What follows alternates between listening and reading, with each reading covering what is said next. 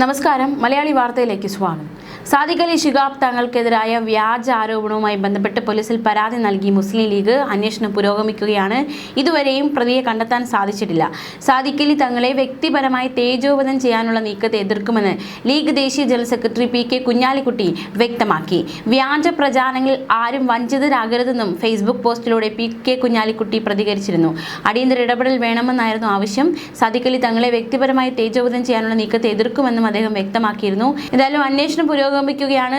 Cyber ഇടങ്ങളിലൊക്കെ വലിയ രീതിയിലുള്ള അന്വേഷണം കടുപ്പിച്ചിരിക്കുകയാണ് അന്വേഷണ സംഘം. അധിക്ഷേപ പരാമർശം പോസ്റ്റ് ചെയ്ത ഫേസ്ബുക്ക് അക്കൗണ്ടിന്റെ വിവരം തേടി മലപ്പുറം പോലീസ് ഒരു നീക്കങ്ങൾ നടത്തിയിട്ടുണ്ട്. പ്രത്യേകിച്ച് മെറ്റയെ സമീപിച്ചിരിക്കുകയാണ്. ഫേസ്ബുക്ക് അക്കൗണ്ടിന്റെ വിവരം തേടി മലപ്പുറം സൈബർ പോലീസ് മെറ്റയെ സമീപിച്ചു. ഈ ഫേസ്ബുക്ക് അക്കൗണ്ട് ഏത് കമ്പ്യൂട്ടറിൽ നിന്നാണ് നിർമ്മിച്ചത് എന്നതടക്കമുള്ള വിവരങ്ങളാണ് പോലീസ് ഇപ്പോൾ തേടുന്നത്. നിലവിൽ ഈ അക്കൗണ്ട് ഡിലീറ്റ് ചെയ്തിരിക്കുന്ന അവസ്ഥയിലാണ്. അതേസമയം പോസ്റ്റിൽ ഉണ്ടായിരുന്ന ഫോട്ടോ ഫോറൻസിക് പരിശോധനയ്ക്ക് അയച്ചിട്ടുണ്ട്. വ്യാജരേഖ ചമയ്ക്കൽ, അപകീർത്തിപ്പെടുത്തൽ തുടങ്ങിയ വകുപ്പുകൾ ചുമത്തിയാണ് പോലീസ് കേസ് എടുത്തിരിക്കുന്നത്. കേസൊക്കെ എടുത്തു കഴിഞ്ഞു. ഇനി പ്രതിയെ പിടികൂടിയാൽ മതി. എന്തായാലും നിർണായകമായ ഒരു നീക്കം അന്വേഷണ സംഘത്തിന്റെ ഭാഗത്തു നിന്നും ഉണ്ടായിരിക്കുകയാണ്.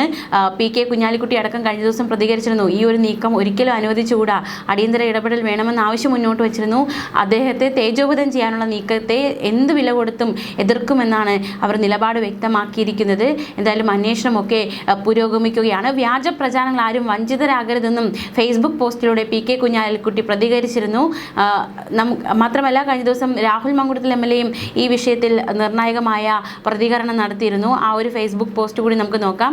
ആ ഫേസ്ബുക്ക് പോസ്റ്റിന്റെ പൂർണ്ണരൂപം ഇപ്രകാരമാണ്: പ്രിയ സഹപ്രവർത്തകരെ, പ്രത്യാക്രമണത്തെക്കാൾ വലിയ പ്രതിരോധമില്ല. കൊത്തി മുറത്തിൽ കൊത്തുക എന്ന് കേട്ടിട്ടില്ലേ? അതുപോലെയാണ് അപരാധം പറഞ്ഞ് UDFിന്റെ കേരളത്തിന്റെ തന്നെയും സമൂന്നതനും സമാധാരണീയനുമായ പാണക്കാട് തങ്ങൾക്കെതിരെ മോർഫ് ചെയ്ത അപവാദ പ്രചാരണവുമായി ഈ സൈബർ ക്രിമികീടങ്ങൾ ഇറങ്ങിയിരിക്കുന്നത്. മനുഷ്യനെ പറ്റി അറപ്പുളവാക്കുന്ന അപവാദ പ്രചരണം നടത്താൻ ഈ ക്രിമികൾക്ക് കിട്ടുന്ന ലൈസൻസ് ശ്രീ വിജയനെ പോലെ ഒരുത്തനാണ് അവരുടെ ആഭ്യന്തരമന്ത്രി എന്നതാണ്. രാഷ്ട്രീയ എതിരാളികൾക്കെതിരെ ഹീനമാർഗങ്ങൾ ഉപയോഗിക്കുന്ന, വേണ്ടി വന്നാൽ കൊന്നിട്ട് കുലംകുത്തി എന്ന് വിളിക്കാൻ മനസ്സുള്ള ഒരുത്തൻ സംരക്ഷിക്കാനുണ്ടെന്ന ധൈര്യമാണ് ഈ ക്രിമിനൽ സംഘത്തെ വളർത്തുന്നത്. ചുരുക്കി പറഞ്ഞാൽ പോരാളി ക്രിമികളുടെ നേതാവ് ആ മനസ്സുള്ള പോരാളി വിജയനാണ്. പാണക്കാട് തങ്ങൾക്കെതിരെയുള്ള അതിക്രമത്തിന്റെ തന്നെ നാൾ വഴി നോക്കൂ. സൈബർ ക്രിമികൾ 2 ദിവസമായി 1000 പള്ളികളുടെ ഗാളിയിടം 1000 പാട്ടുകളുடன் വിപണിയിൽ എന്ന് സൈബർ സ്പേസിൽ പ്രചരണം നടത്തുന്നു. പ്രത്യേകം ശ്രദ്ധിക്കണം, UDFിനെ മാത്രമല്ല ഒരു മതത്തെ കൂടി അധിക്ഷേപിക്കുക എന്ന CPMന്റെ സമകാലിക നയത്തിന്റെ ഭാഗമായാണ് ഗാളി എന്ന വാക്ക് ഉൾക്കൊള്ളിച്ചത്. ഷാനു എന്ന ഒരു ഫേക്ക് ID പുതിയതായി സൃഷ്ടിച്ചു. ഡീപ്പ് ഫേക്കിലൂടെ സൃഷ്ടിച്ച തങ്ങളുടെ ഒരു മോർഫ് ചിത്രം വെച്ച് ഹീന പ്രചരണം നടത്തുന്നു.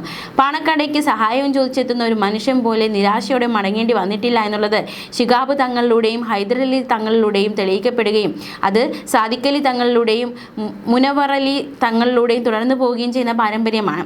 ആ പാരമ്പര്യത്തിൽ തന്നെ ഭയന്നാണ് സഹായം ചോദിച്ചെത്തിയ യുവതിയോട് തങ്ങൾ അശ്ലീല സന്ദേശം അയച്ചു എന്ന് പറഞ്ഞ് ഡിസ്ക്രെഡിറ്റ് ചെയ്യാൻ ശ്രമിച്ചത്. ആ ഫേക്ക് അക്കൗണ്ട് ആകെ ഫോളോ ചെയ്തത് ശ്രീ കെറ്റി ജലിനെ വാഴ്ത്താനായി ഇറങ്ങിയിരിക്കുന്ന ഒരു സൈബർ ക്രിമി. അതിൻ്റെ അപകടമണത്താണ് ലീഗിനെ പാണക്കാട് കുടുംബത്തെ അടച്ചാക്ഷേപിക്കുന്ന ജലീൽ പെട്ടെന്ന് ശ്രീ സാദിഖ് അലി തങ്ങൾക്ക് അനുകൂലമായി പോസ്റ്റ് ഇട്ടത്.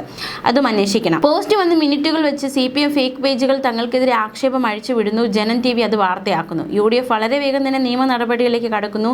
ശ്രീ കുഞ്ഞാലിക്കുട്ടി സാഹിബ് അത് അറിയിക്കുന്നു. ആ ഫേക്ക് ID മുക്കുന്നു ക്രിമികൾ. ഈ വിഷയത്തിൽ ശ്രീ വിജയൻ ആഭ്യന്തരമന്ത്രി ആയിരിക്കുമ്പോൾ കൃത്യമായ അന്വേഷണം നടക്കില്ല എന്ന് ഉറപ്പ്. എന്നാൽ 1.5 മാസം കഴിഞ്ഞ് ജനങ്ങളുടെ സർക്കാർ വരുമ്പോൾ ഇതിനു പിന്നിൽ പ്രവർത്തിച്ച സകല ക്രിമികളെയും കണ്ടെത്തുകയും ആ ക്രിമികളെ കൈകാര്യം നിയമപരമായും ജനകീയമായും രാഷ്ട്രീയമായും കൈകാര്യം ചെയ്യണം. സൈബർ ക്രിമികളോട് പറയുന്നു, ഇതൊരു നല്ല ടൂളല്ല. വ്യക്തിജീവിതം ഓഡിറ്റ് ചെയ്യാൻ തീരുമാനിച്ചു. ഞങ്ങൾ ഇറങ്ങിയാൽ ഫേക്ക് ഒന്നും വേണ്ടി വരില്ല. 2 യുവമന്ത്രിമാരുടെയും യുവാക്കളെന്ന് അവകാശപ്പെടുന്നവർ ഒരാൾക്ക് മുതിർന്ന മകൾ തന്നെയുണ്ട്. MLA ആയ മുൻ മന്ത്രിയുടെയും ക്രിമികളുടെ 1 ഡസൻ നേതാക്കളുടെയൊക്കെ ഇതുവരെ പുറത്തു വരാത്ത യഥാർത്ഥ കഥകൾ നാട്ടുകാർ അറിയും. കാളയുമായി വന്നവൻ്റെ തെളിവുകൾ പുറത്തുവിട്ടാൽ അവനും ജനം TVയും താങ്ങൂല. രാഷ്ട്രീയം തന്നെ പറഞ്ഞ് ജയിക്കുന്നതാണ് തങ്ങളുടെ ശൈലി എന്നുള്ളത് കൊണ്ടും സദാചാര പോലീസിംഗ് ശീലമല്ലാത്തത് കൊണ്ടും വിട്ടുകളയുന്നതാണ്, നിർത്തുന്നതാണ് നിങ്ങൾക്ക് നല്ലത്. ഞങ്ങൾ താങ്ങാൻ നിങ്ങളെ കൊണ്ടാകൂല എന്ന വെല്ലുവിളിയോടെയാണ് രാഹുൽ മങ്കുടത്തിൽ ഫേസ്ബുക്ക് പോസ്റ്റ് അവസാനിപ്പിച്ചിരിക്കുന്നത്. അതിന് മുന്നേ മറ്റൊരു ഫേസ്ബുക്ക് പോസ്റ്റ് കൂടി ഈ വിഷയത്തിൽ പങ്കുവച്ചിരുന്നു. ആ ഫേസ്ബുക്ക് പോസ്റ്റ് കൂടി നോക്കാം. ജനം മുഖത്തടിച്ച് ആട്ടുമെന്ന് ഉറപ്പായപ്പോൾ പലവിധ ഉടായ്പകളുമായിട്ടാണ് ഈ അന്തം കമ്മികൾ ഇറങ്ങിയിരിക്കുന്നത്. അതിലേറ്റവും ഹീനമായ ഒന്നാണ് മതേതര കേരളത്തിലെ നായകൻ പാണക്കാട് തങ്ങൾക്കെതിരെയുള്ള വ്യാജ പ്രചാരണം. കാഫിർ സ്ക്രീൻഷോട്ട് കൊണ്ട് പഠിക്കാത്തവർ വീണ്ടും വ്യാജ നമ്പറുകളുമായി വരുമ്പോൾ കേരളം മുഖം അടിച്ചു മറുപടി തരും. കമ്മ്യൂണിസ്റ്റ് പാർട്ടിയിൽ പഴയ പല നേതാക്കളും മരിച്ചിട്ടും മരിക്കാതെ നിലനിൽക്കുന്നത് സഖാവ് കുമാരപിള്ളയും ആ തന്ത്രങ്ങളുമാണ്. 10 വർഷം നാട് ഭരിച്ചിട്ടും ഈ വ്യാജ സ്ത്രീ വിഷയങ്ങളല്ലാതെ വേറെ ഒന്നുമില്ലേ പറയാൻ.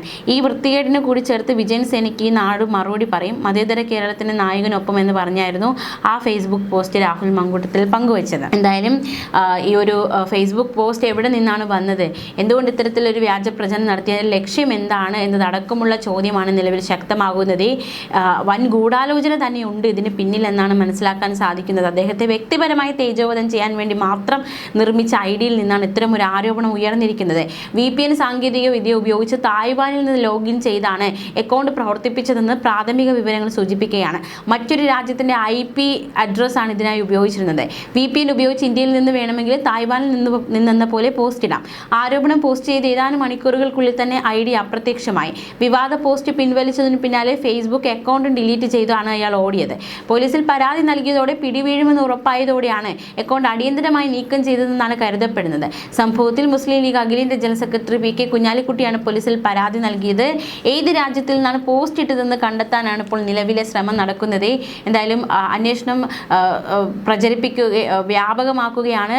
വലിയ രീതിയിലുള്ള അന്വേഷണം തന്നെ നടക്കുന്നു. ഇതിന് പിന്നിൽ പ്രവർത്തിച്ചത് ആരാണെന്ന് കണ്ടെത്തേണ്ടതായിട്ടുണ്ട്. അവർ നിയമത്തിന് മുന്നിൽ കൊണ്ടുവന്ന് തക്കതായ ശിക്ഷ അവർക്ക് നൽകേണ്ടതായിട്ടുണ്ട്. ന്യൂസ് ഡെസ്ക് മലയാളി വാർത്ത.